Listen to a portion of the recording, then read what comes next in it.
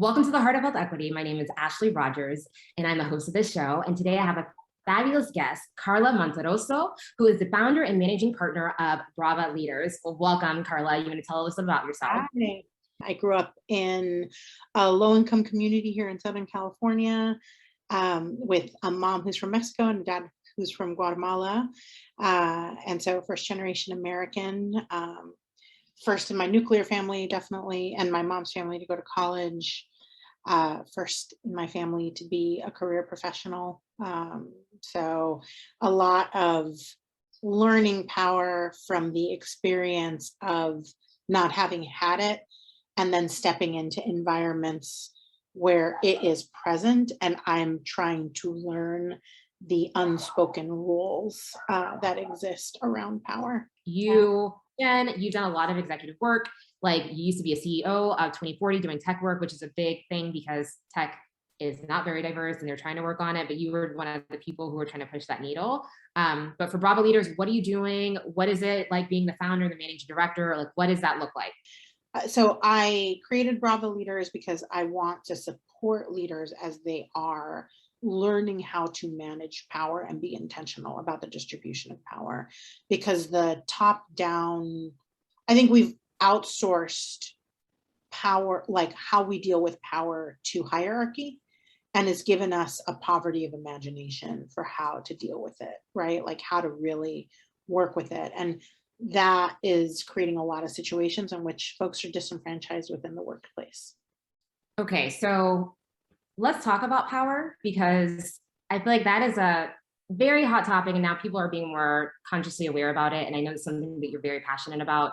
What is you've been in a lot of spaces, even though I know now you're the founding and managing partner of Brava Leaders, but you've also been CEO of a nonprofit, and like you're relatively young, and being a woman of color, there are not very many of us doing that, especially a Latinx or Latina woman, which is big. So can you tell me a little bit about power and what you think about that?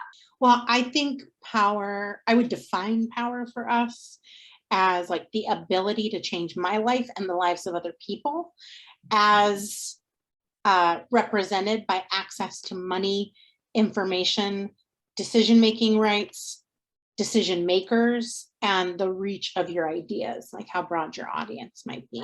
And no one explained that to me when I became an executive a little bit under a decade ago. I found it out on the job, and primarily because in predominantly white spaces, power is invisible on white people. And when it is my belief that when people of color get power, it's incredibly visible on us because we have not had it, right? So the reactions that people have to power are really interesting, right? And I've watched a lot in this last cycle as we're seeing a generation of young leaders become the CEOs and EDs and leading director, managing directors and managing partners of organizations. And so much, we've devoted so much time for how to get us into those positions of power.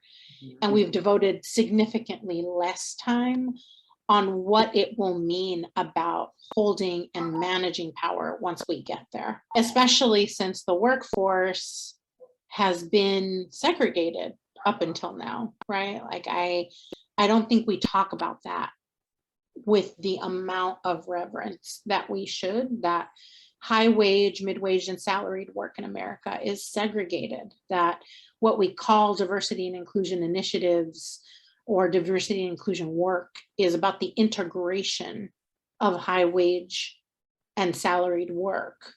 And that every layer and lever of the workforce has actually been designed to pull out people of color from those positions, right? And so that doesn't disappear because the person at the head of the org chart is a person of color. And I think is even harder for those people who are coming from middle-class communities, who are people of color coming from middle-class communities, to understand, right? And so I think there's a lot of complexity to all of that. And we are not, I think we're only now starting to have a conversation about the importance of distributing power, sitting right alongside the importance of distributing resources and capital. Right, you brought up several good points, but one point I like that you mentioned was that, yes, it's true, like we've been working so hard to be invited to the table, build our own table, all the things, but once we're at the table, like what happens? What do we do? And there's all these like nuances and conversations that are being had that we're not a part of, or that we don't know the underlying rules of how things work when we finally get in, especially as a person of color. And I also appreciate that you're mentioning about the dynamic. Like, yes, you can have, I know me personally from my life in corporate America, yes, you may have had diversity, equity, inclusion, but the people of color were the ones who were the admins and the ones that were, you know, at the lower level positions and never going up higher than that. Or maybe there was one or two that were tokenized that were moved up, but that's about it. And they didn't have the power to make change. So I'm wondering, as a woman of color who is constantly fighting the good fight, and this is why I'm so thankful for you being here, is like, what type of barriers did you experience being in the C-suite and the executive space and, you know, kind of hobnobbing with these people, but also being one of the very few people of color or the only. Yeah, I mean, I think it's worth saying that I never was promoted within a single institution. I always had to leave the institution that I was in to be promoted into the next one. So I got poached from places to get into bigger positions, but the organization I was in that moment would likely have never or spent an extraordinarily long amount of time keeping me in the position that I was in. Right. Mm-hmm. And then there came a point in my career where I was a director of talent and really learning what it meant, not just for me, but folks that are even more vulnerable than me, right? Like my skin color protected me in some ways, right? There were certainly complexities that I dealt with and discrimination that I faced. I remember one organization that I was at, there were 3 Latinas and they used to call us all each other's names for like 3 years. I cannot.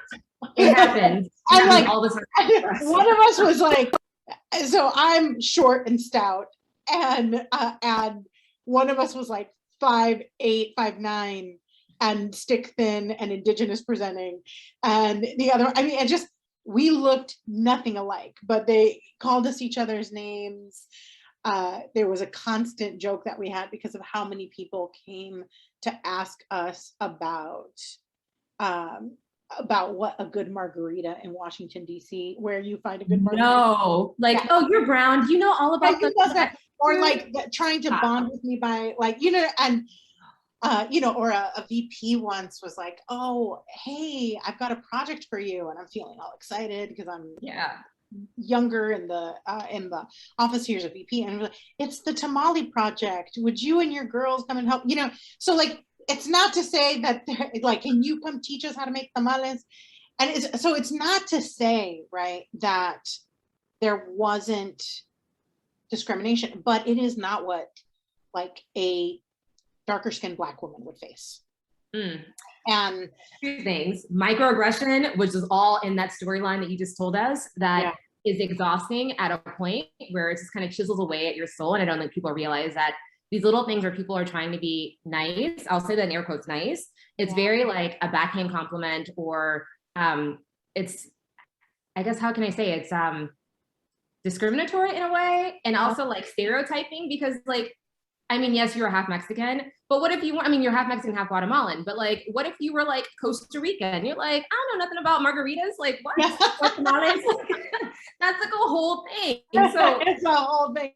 Well, and you know, I think it also reduces you and your contribution, right? It's not what you are bonding over with the rest of your team, right? It's what you can find to bond with me. So I see the intention behind it being like, how do I create a social capital with this human? But ultimately, it's like through the limited scope of what I think they have to comment on. So you get shrunken over time to these stereotypes of who you are versus like the years and years of experience you have with colleagues, right? And when I shifted to be a director of talent, I think one of the things that was really fascinating to me was how often people would come to me to try and fire Black women, right? And I was always like, interesting. Have you given that feedback? What's the feedback that you are giving? How are you? And 9 times out of 10, no feedback had been given.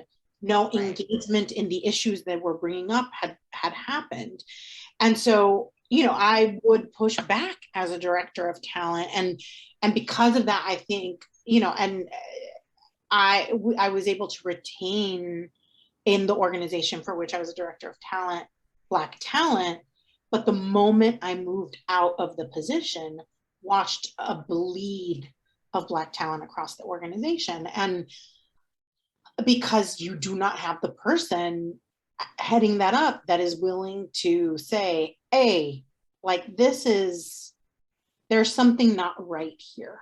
And I'm going to need you to help me understand what the problem is, and then helping folks understand, like, actually, that problem is not theirs. It is yours. Right. Calling them out.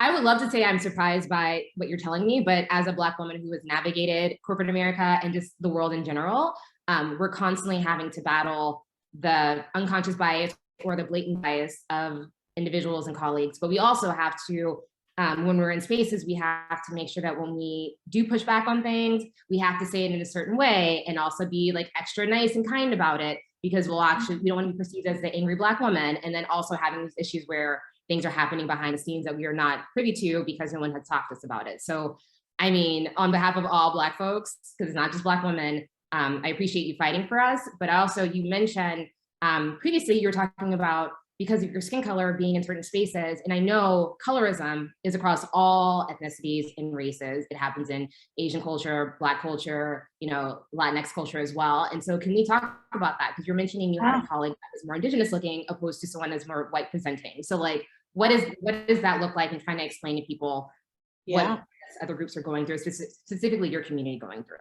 Yeah, absolutely. I mean, I think, I think the Latinx community is having a reckoning right now, right? Around colorism, around anti-Indigeneity, around anti-Blackness.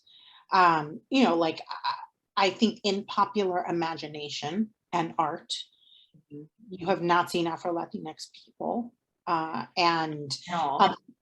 all. Like, I think you are only now starting to see it, and often it is light-skinned Afro-Latinx people, right? When the entire range of colors exists. I think that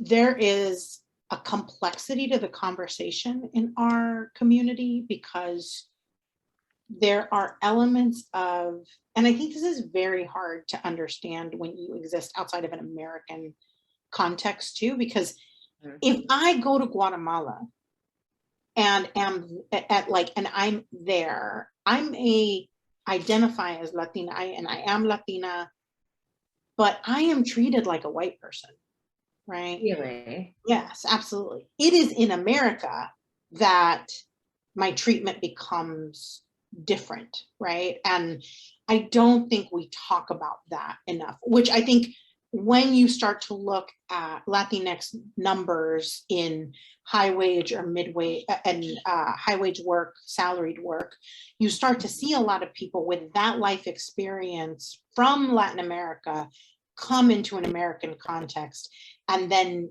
deny the American context of race or racialization of Latinx people, right?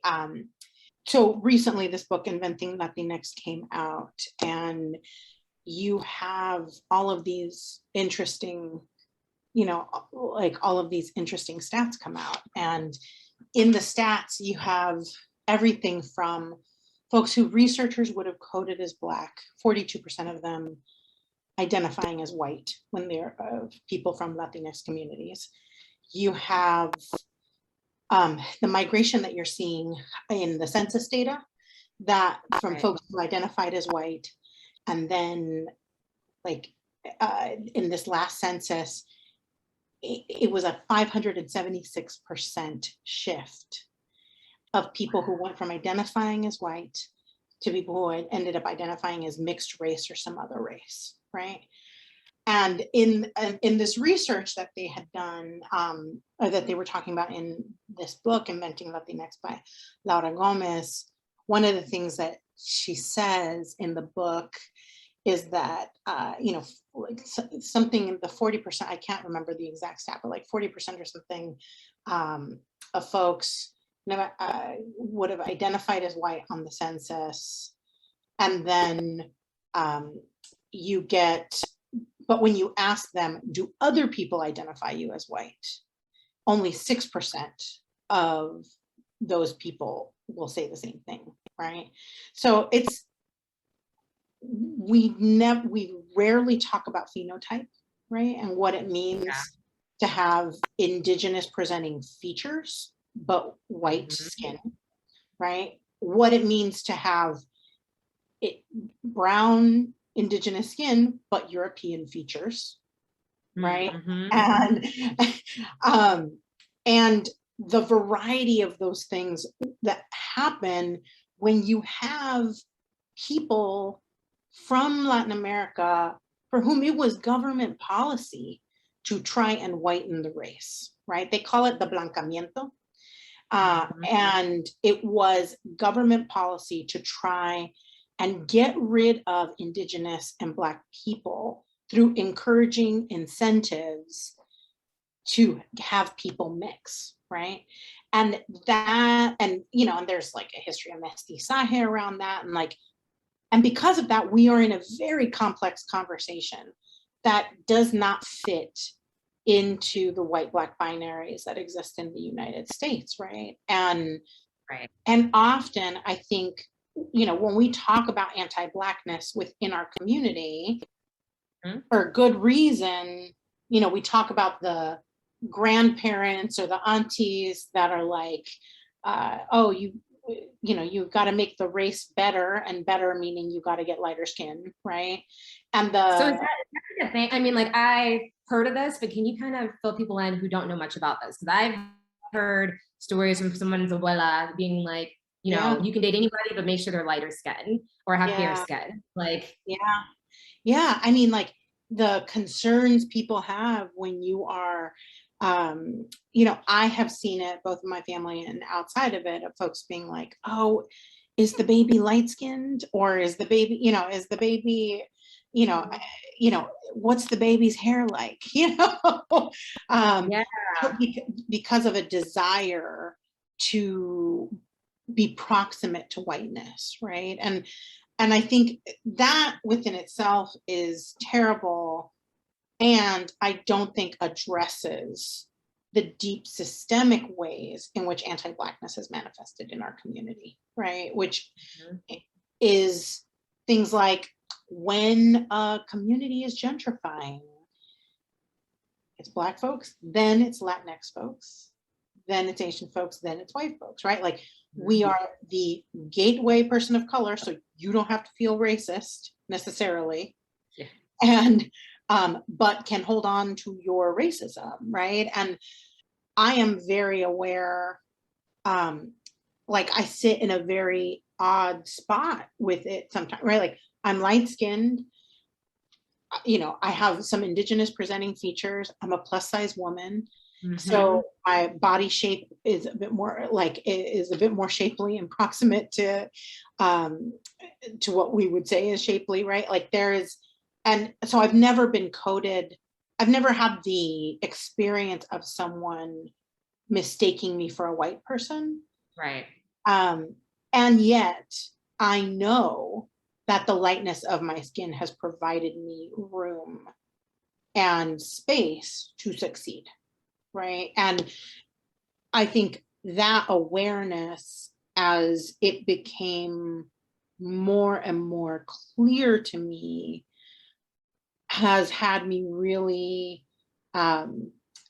dig into how power plays out in my community, how power plays out like, where is the juxtaposition there between like anti-Blackness and Latinx erasure, and what is happening in those dynamics?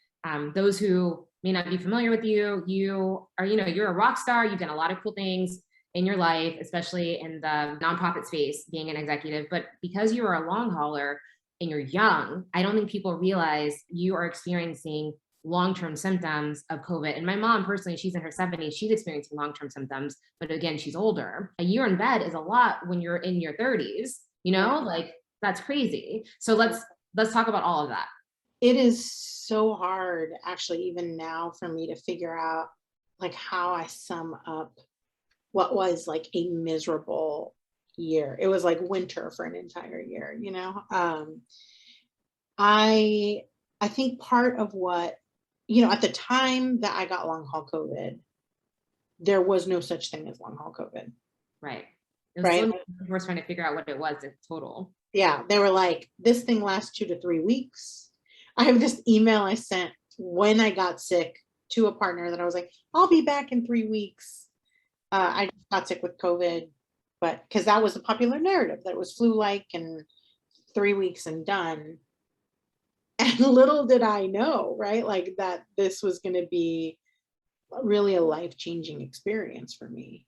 Yeah, tell me, like, what was that like? I want people to fully understand what you experienced, and you have the agency, like you have people who could advocate for you, but those who do not have that, or maybe don't speak English or whatever, like their journey is a completely different and more arduous one. Like what exactly happened? Like walk me through that day. Yeah, so that day I had been feeling very woozy, and I was like, something is really wrong. I was like, something is really wrong. And I called Mimi, a woman that I work with, and I was like, hey, I don't know if I'm gonna make it through this. And so if I don't, here are the instructions for how to take care of the organization. And she was like, you've got to go to the hospital. And I just hadn't even made that an option for myself, because the last time I had been at the hospital, I had been so discounted. And so like, it wasn't necessarily racially coded. It was more just like, this is not a big deal, and you need to go home and come back when it's serious. Even though I was getting fevers that were up to like 102.3, and I really high. I was crawling myself into the shower and taking a really cold shower to try and bring my fevers down. I was having a really hard time breathing. My oxygen levels were cycling between the 70s and 90s. Like it was rough, right? And so I called literally 4 different friends to be like, do we think this is the right idea, me going to the hospital? Because I was that hesitant. And I've never considered myself a person who was medically hesitant. Like you go to the doctor when you are sick and you do the things you need to do. I had worked in health equity, right? Like I had, I had done organizing for that work, and, but I knew like what the hospital does. I just knew what the hospital did, what would the hospital would do. I call the ambulance. I go downstairs because I'm like, if I don't go downstairs, I may pass out here and then they'll never find me. Right. And I get to the like, in the ambulance, they're like making inferences to my weight and whether or not this was like about my weight. When I get to the hospital itself and I'm talking to the attending physician in the ER,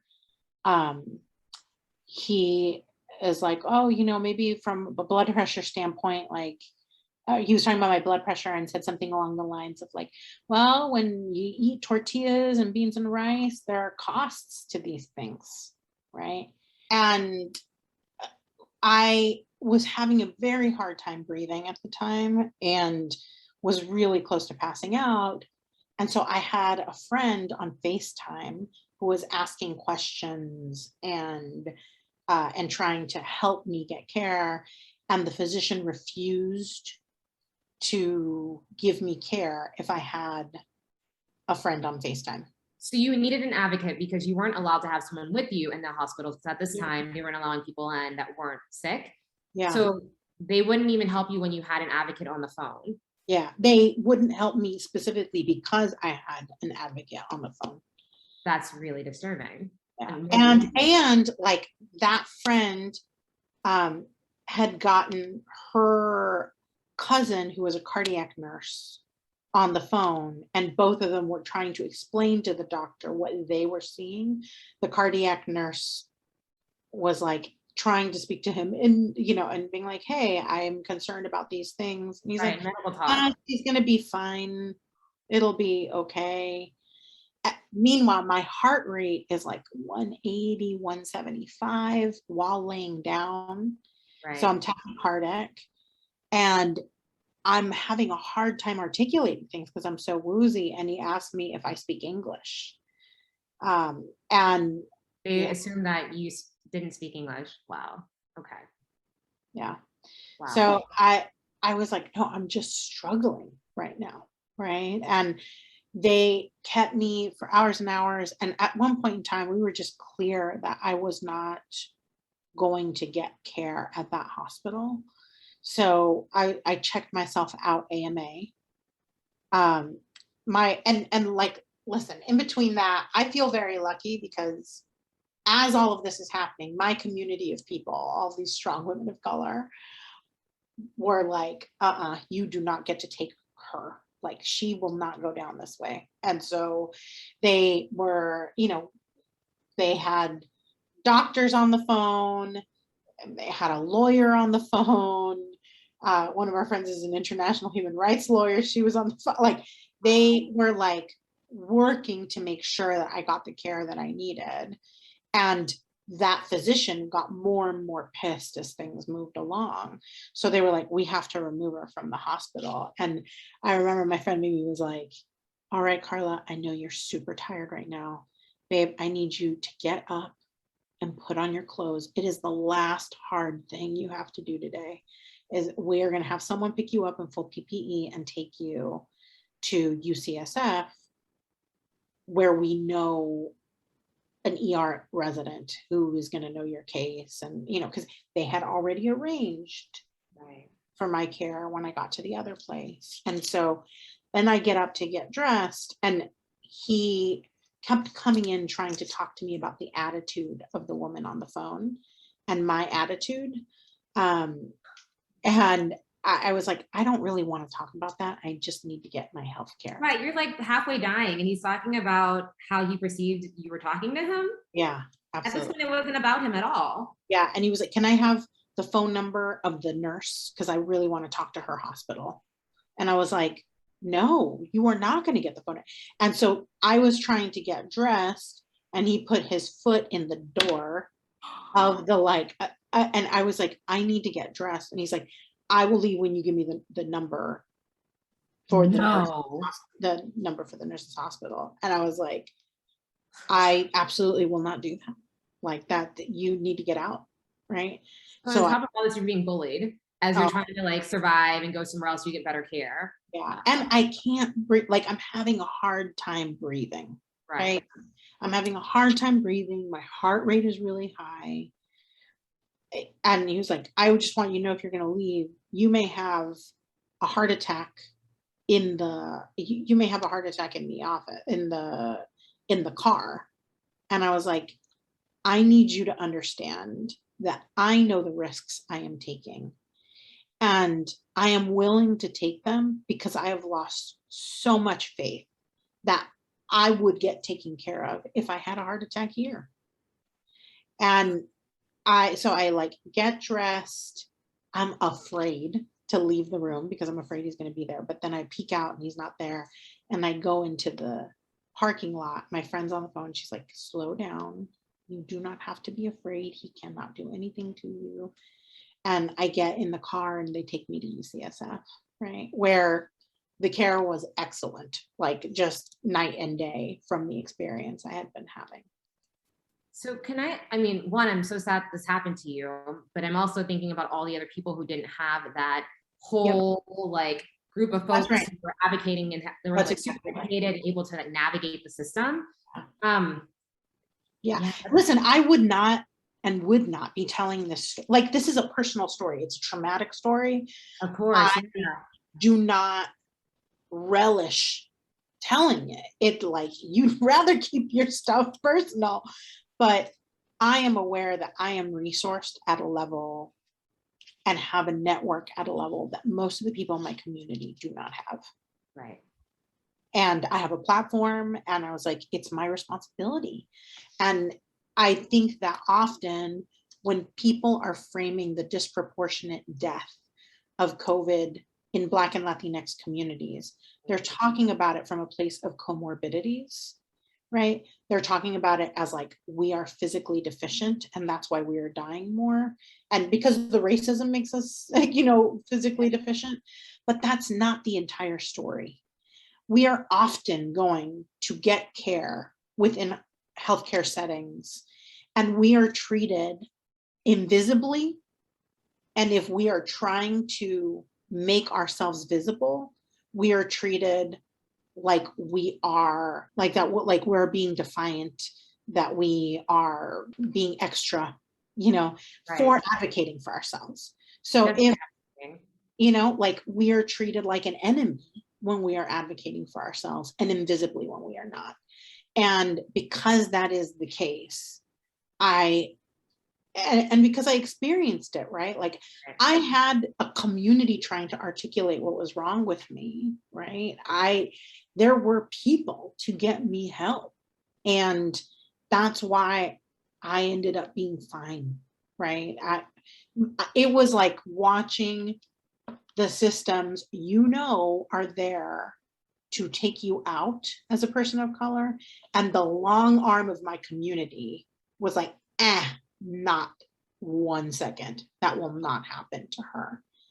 And like the gratitude that I feel for that, like just real gratitude to have people in my life that will fight for my life, that know how to actually fight for my life. And in understanding that that does not exist necessarily for all of the people in my community. Yeah, like I am just so sad that I'm sorry this has happened to you, but like your testimony is hopefully changing how people are looking at unconscious bias among, healthcare providers, also like learning how to advocate for themselves or having people around them so they can advocate for them when they can't speak for themselves. And I don't think people realize that, yes, you can survive COVID, but you could also survive it and then have long-term issues. Yeah. And like people who are not getting vaccinated, I can't say that enough, get vaccinated, because at least it can prevent some of these issues later on. And unfortunately, like, you got it before vaccines were available. I think my mom is really the one who has borne the worst front of it. I mean, she almost lost her daughter and did lose her mother. And that's like, to this day, when she texts me and I don't text her back immediately, or I don't return a call immediately because, like, I'm working and doing things, like, she is managing lots of tough stuff because it reminds her, like, her fears when I wouldn't do that when I was sick, because I was sleeping 16 hours a day, and during the acute phase in particular. So, it's been really hard. I don't think as a country we are processing the level of emotional trauma that the country inflicted on people, right? And really walking through that. So I'm really grateful for a very good therapist. Like, I started going to therapy again in May of last year. So like really 1 month, like really the first month of having long COVID, May, June, around there. And I think that's been critical, just critical to my my ability to bounce back. Yeah, and to give myself permission to grieve, right? To handle your grief. But I wish mental health services were widely available to a lot of people. I think a lot of communities that are experiencing this trauma and generational trauma as well, like you have your mom, your grandma, like it's a lot.